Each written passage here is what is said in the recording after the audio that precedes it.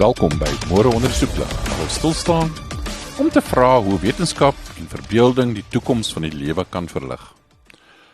Ons mense is letterlik wesens van koolstof. Elke asemteug, elke sel, elke gedagte wat deur ons neurone volk, hang af van hierdie een element se gawe, sy vermoë om eindeloos te bind en te herkombineer. Koolstof is die Lego-blok van biologie. Maar wat as die lewe 'n ander pad gekies het? Wat as silikon, ergens daar buite in die heelal, of selfs hier diep onder ons voete, koolstof se plek as fundament van die lewende dinge ingeneem het? Dis nie so 'n wilde idee nie. Silikon is reg onder koolstof op die periodieke tabel. Chemies kan dit ook 4 verbindings vorm, wat beteken dat dit komplekse strukture kan bou. Dit is ook volop, trouwens, dit is een van die mees algemene elemente in die aardkors. En natuurlik bestuur dit reeds ons digitale wêreld. Elke rekenaarskyfie, elke neurale netwerk, elke toestel wat jy besit, almal maak staat op silikon. Dus in 'n sekere sin leef ons reeds in 'n wêreld waar silikon dink. Al is dit net deur ons ontwerp. Tog laat ons die vraag ernstig vra. Kan die lewe self op silikon gebaseer wees? Wetenskap gee ons 'n versigtige miskien.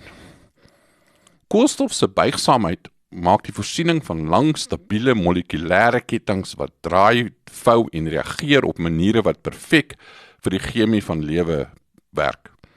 Silikon daarenteen vorm swakker bindings en is geneig om in sand of kwarts te kristalliseer. Pragtig, maar nogtans ietwat onreaktief.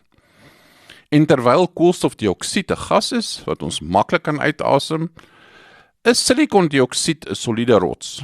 Dus op 'n planeet soos Aarde sukkel silikon om mobiel genoeg te bly vir die vloeibare chemie wat lewe vereis. Maar onder ander toestande, byvoorbeeld op warmer planete waar silika gesmelt kan bly, of in metaanryke atmosfere soos Saturnus se maan Titan, kan silikon nuwe maniere vind om te bind en te ontwikkel. Sommige wetenskaplikes verbeel hulle eksotiese chemiese prosesse waar silikon nie net met suurstof verbind nie, maar met elemente soos waterstof, stikstof en selfs fluor, wat gasse soos silaan vorm wat lewendige metabolismes kan sirkuleer. In so 'n wêreld mag lewe dalk nie asemhaal of bloei soos ons dit ken nie. Dit mag dalk stadig groei, kristalliseer eerder as pulseer, glinsende vorme wat hulself molekule vir molekule herstel.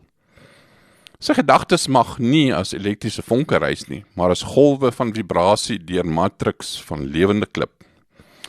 As dit na fantasie klink, ja wel, dit is. Maar toekomsstudies nooi ons juis uit om met sulke moontlikhede te werk. Dit gaan nie net daaroor om te voorsien wat sal gebeur nie. Dit gaan daaroor om die omvang van wat ons kan voorstel uit te brei. Wanneer ons hierdie rande verken, wanneer ons vra wat die lewe sonder koolstof of selfs sonder vlees kan wees, rek ons die sin van wat intelligensie en bestaan kan beteken. Dink daaraan, 'n beskawing van silikoon gebaseerde wesens, hulle wêreld kan vulkanies wees, glinsterend van hitte, hulle stede gegroei uit minerale, eerder as gebou uit beton. Kommunikasie kan as vibrasies deur rots beweeg, seismiese tale, stadig en doelbewus. Tyd self sou anders vir hulle vloei. Evolusie kan oor miljoene jare ontvou, 'n gesprek kan 'n eeu duur. Vir sulke wesens mag die mensdom soos 'n flikkering van weerlig voorkom, helder, kortstondig, en weg voor hulle berge 'n duim skuif.